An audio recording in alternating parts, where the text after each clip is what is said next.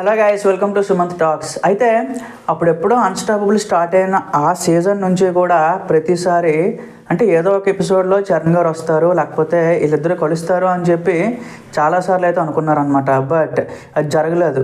So కొన్నిసార్లు ఏం జరిగిందంటే ప్రభాస్ గారు వచ్చినప్పుడు చరణ్ గారితో ఒక ఫోన్ కాల్ మాట్లాడించి అదంతా కూడా చాలా ఫన్నీగా జరిగిందనమాట.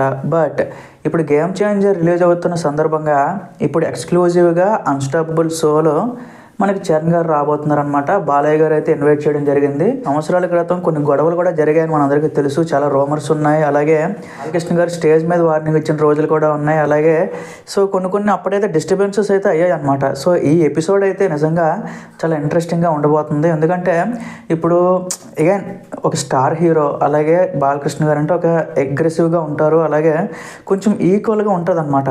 సో అలాంటి ఇద్దరి మధ్యలో కాన్వర్సేషన్ మనం ఇప్పటిదాకా బయట ఎప్పుడూ చూడలేదు. మనం ఎక్కడైనా చెక్ చేసుకోవచ్చు, చాలా రేర్ అనమాట. ఎక్కడో ఈవెంట్లో ఒక 5 నిమిషాలు కలిసి మాట్లాడినట్టు మనం చూసి ఉంటాం, అంతే తప్ప ఇప్పటి వరకు కూడా వీళ్ళిద్దరూ కలిసి ఒక గంట మాట్లాడారు అని ఇప్పటివరకు చూడలేదు మనం. సో ఈ అన్స్టాపబుల్ షోతో ఆ కోరిక అయితే తీరబోతుంది. అలాగే చరణ్ గారు కూడా ఎక్కువగా మనకి ఇలాంటి షోలు అయితే అటెండ్ అవ్వలేదు రీసెంట్గా.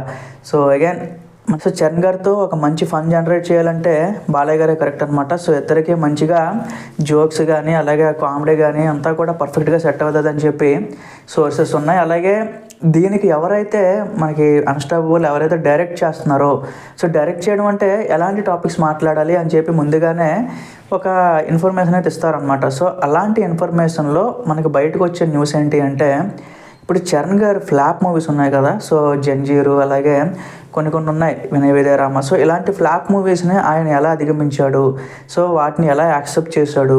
సో అగైన్ కొన్నిసార్లు మనకి చరణ్ గారి పర్ఫార్మెన్స్ మీద కొన్నిసార్లు ట్రోల్ పడ్డాయి అనమాట. సో బాలీవుడ్లో వీళ్ళందరూ కూడా. సో చరణ్ గారు దాన్ని అధిగమించి వాళ్ళందరికీ కూడా నోర్లు మోయించే పర్ఫార్మెన్స్ అయితే త్రిబుల్ ఆర్తో రంగస్థలంతో ఇచ్చారు. సో ఆ టాపిక్ మీద కూడా ఇప్పుడు అన్స్టాపబుల్లో మాట్లాడబోతున్నారు అనమాట. సో ఈ ఎపిసోడ్ మాత్రం నిజంగా చాలా బాగుండబోతుంది గైస్.